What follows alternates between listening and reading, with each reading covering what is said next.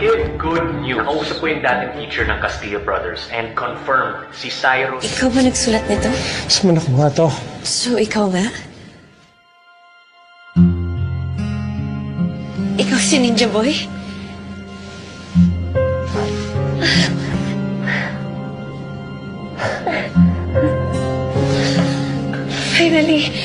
Finally nahanap din kita.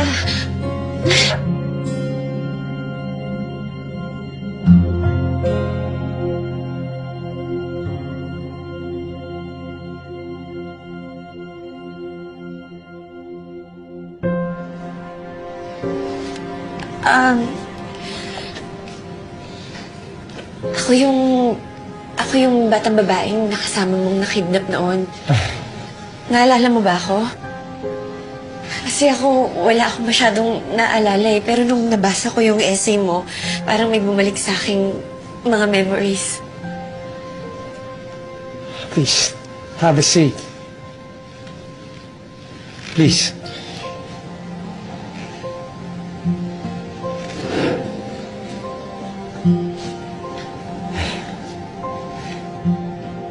Saan mo nakuha to? May kaibigan akong reporter. Sino? Nagtatrabaho siya sa Channel 27. Tinulungan niya ako mahanap ka. At ngayong nahanap na kita, baka pwede tayo magtulungan para makaalala tayo ulit. Sabi mo sa essay mo, di ba, marami ka ring bagay na nakalimutan mo na?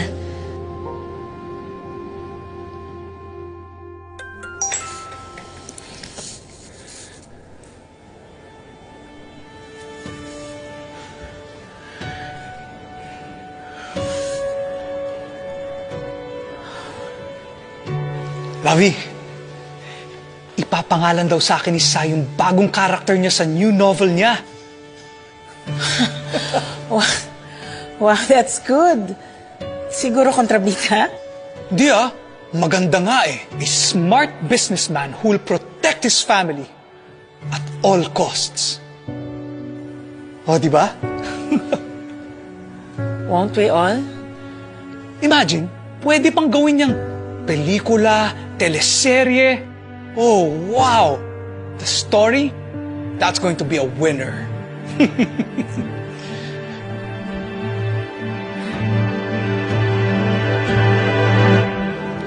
Thank you sa lahat. Ninja Boy. Pansampun thank you mo na ata sa akin yan. Kulang pa nga ata yun eh. Kung hindi kasi dahil sa'yo, hindi ako makakauwi sa amin.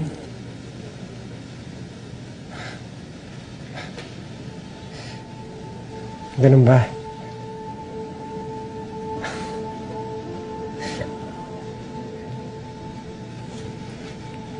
Hatid na kita. Oh, dito na bahay namin. Hanap na ako sa amin eh. Pasok ka na. Promise mo ikakasal tayo. Kung di ako papasok sa loob.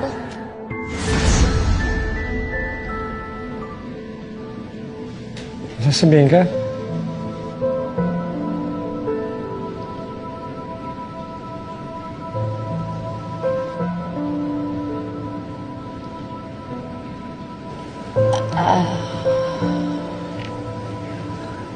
Wala. Sige. Mauna na siguro ako. Salamat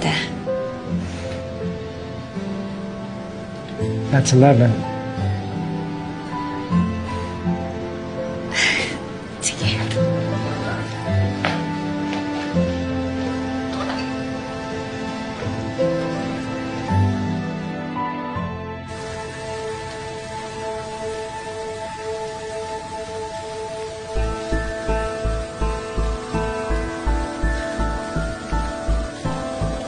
Tamang ipa-news blackout ang kidnapping. Because if people find out, lalo na ng media, that the kidnapper is related to what happened to the company, for sure, masisira ang Prime Alpha. I don't care about the company. Nagpa-news blackout kami to protect our son. Attorney, please make this stop. How can my son heal if reporters keep reminding him of everything? Attorney, gawa mo ng paraan to. This should never come out. Okay, Mr. Castillo, I'll do my best. I'll talk to my friends in the media. Please, attorney, please. Carlota, it's going to be all right. Gawa mo lang ng paraan.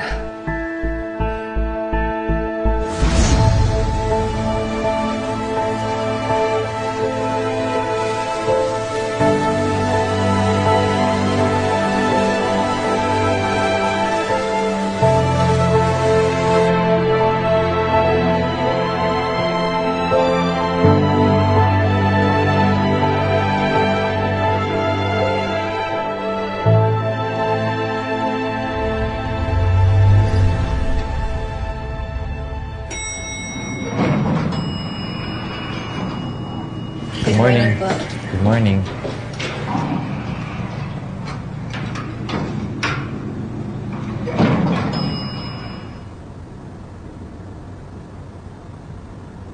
Sir Philip,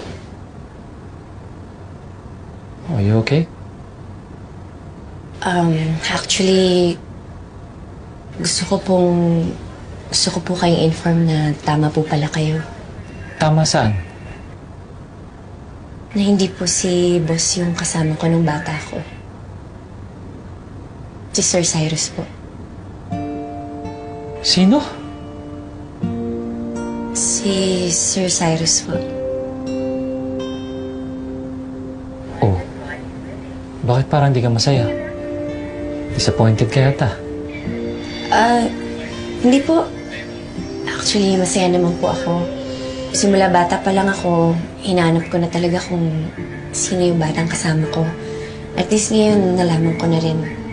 Salamat ho. Pero sir, kung pwede sana, sa atin na lang muna to. Salamat po. Sige po, mauna na po ako.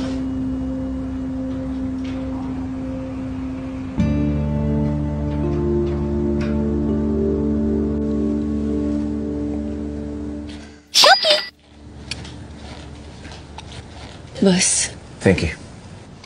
if may kailangan po kayo mamayang lunch, wala po pala ako sa office. What? May lunch meeting lang po ako. Oh, did I forget something? Not with you, boss. With who? With Sir Cyrus. Why? Siya po si Ninja Boy.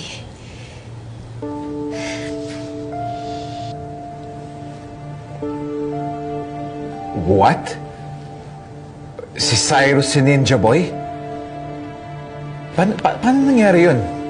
May nahanap po kasi yung friend ko na sinulat niyang essay about the kidnapping. Siya po pala yung batang nakasama ko noon. Wala po ba kayong alam, boss? Kasi nung kinikwento ko po sa inyo, wala naman po kayong nabanggit sa akin. Masyado pa siguro akong bata na. I don't remember anything.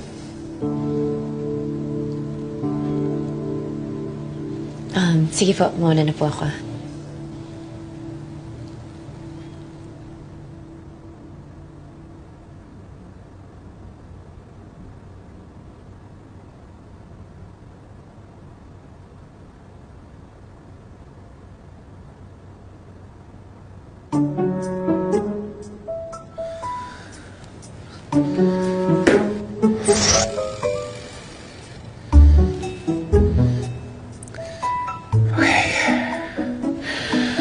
Calm down, Brandon. You're perfect. Be the bigger man.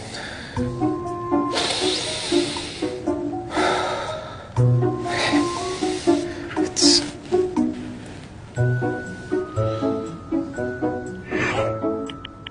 Can I see the revised tagline of Power V?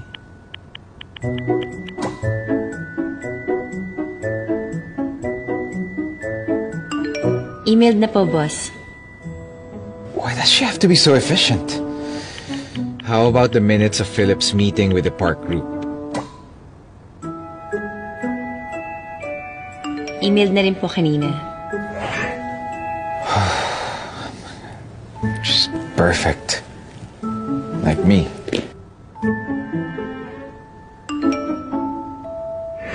If may need pa po kayo, nabiling ko na po kay Kim Marie na wala po ako sa lunch. Thank you, boss.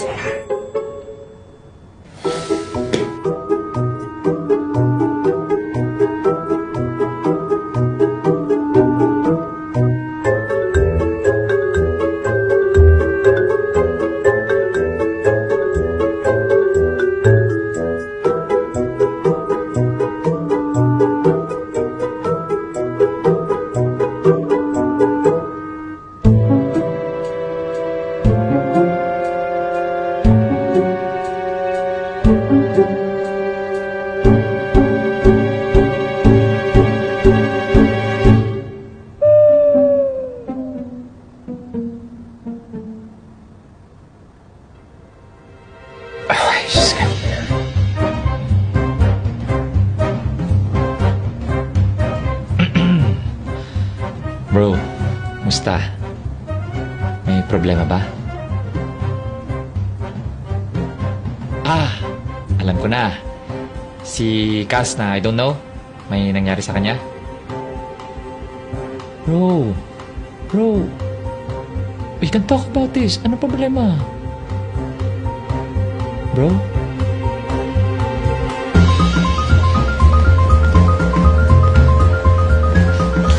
Sir.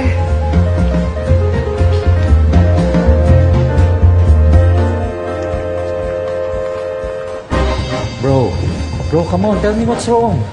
Ang palin yung mga mata mo para kang may kakainin ng buhay eh. Uy, bro. Philip, let go. Saglit lang to, bro. Doing? 2 seconds. Philip! Bro. Philip, what's wrong with you? Masakit kasi katotohanan, bro.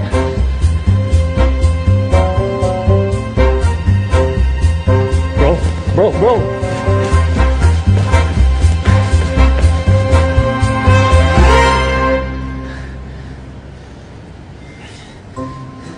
Makalis na.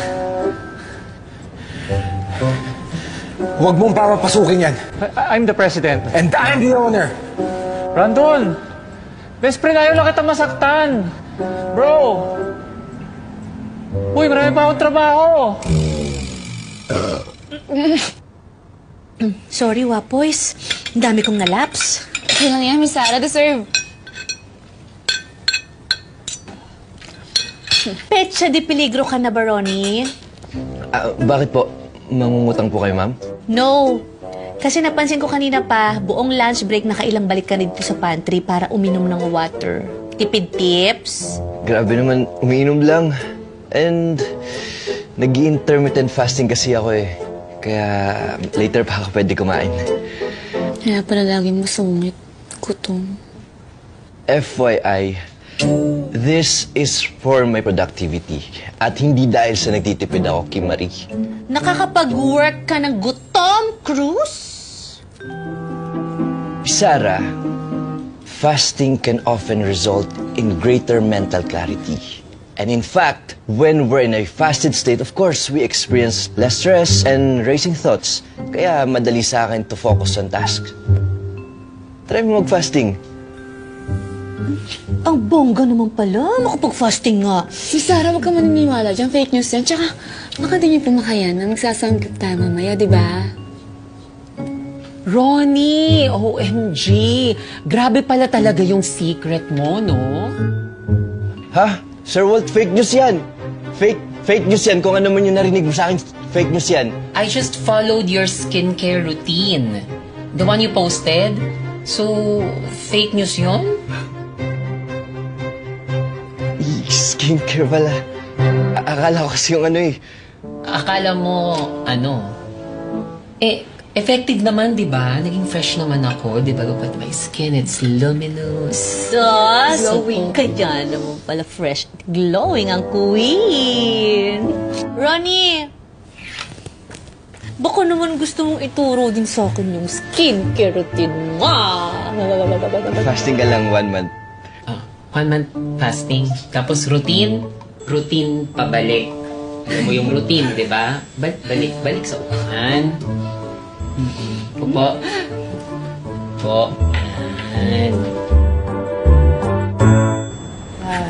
Baka may maalala po kayo.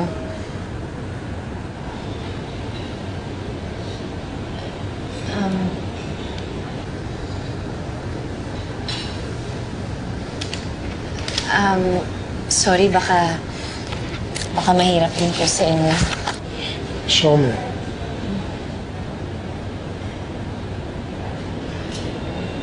Sige.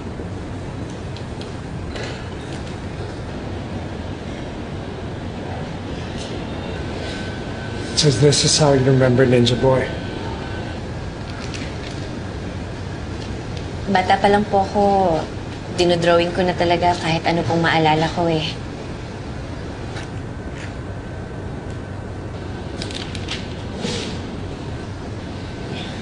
I'm sorry. Wala akong maitutulong sa'yo.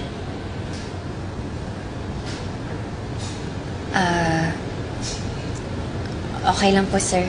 Don't call me sir. I'm not your boss. You don't have to call me sir. Okay po. Sir. May po na, may sir pa.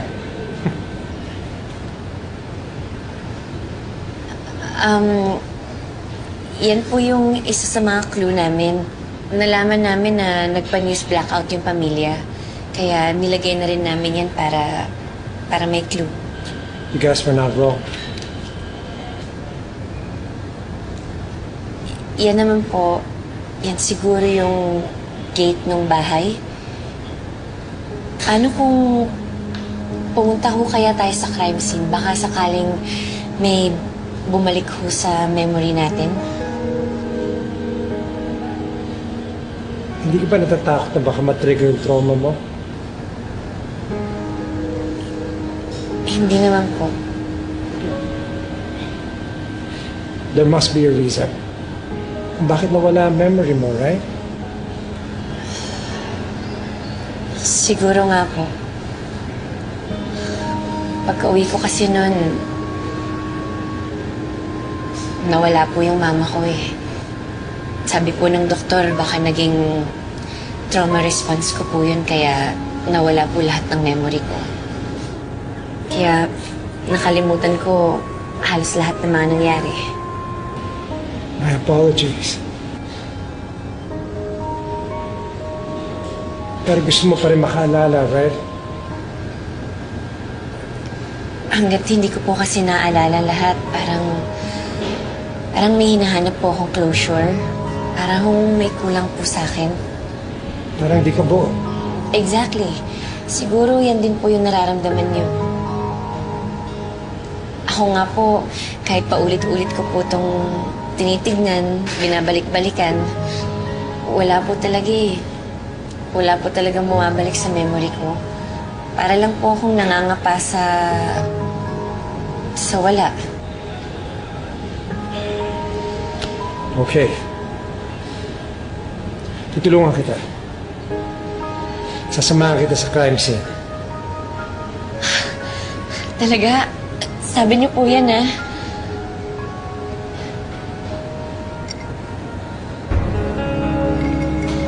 Boss? May emergency po ba? I want to talk to him.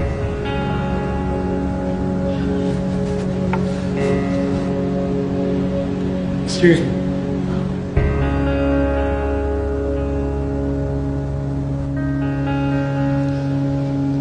Finally. Sinarap mo rin ako. Can you stop pretending to... Just stop. You know who she is, right? Stop encouraging her to remember. You know what's at stake here, Brandon. Don't tell me what to do. So let me do this.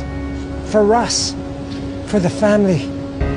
I'll help her. Leave Sekim out of this. Gusto niya makaalala, Brandon. Masasaktan lang siya. She's looking for answers.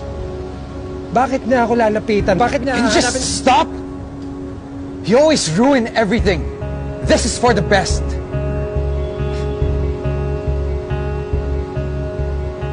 Boss ka lang na sa opisina, Brandon. Pero pagdating sa buhay ni Secretary Kim, wala kang karapatang magdesisyon para sa kanya. You had your chance to protect her. You blew it.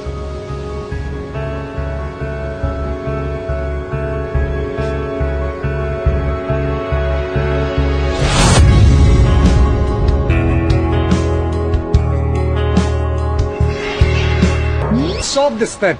You choose the sport. If I win, you listen. If I lose, I leave. Huwag mo sila masyadong problemahin. Bata pa lang sila, ganyan na sila. Imbis na magsuntukan, ayan, competition na lang. I tried that. I really, really tried.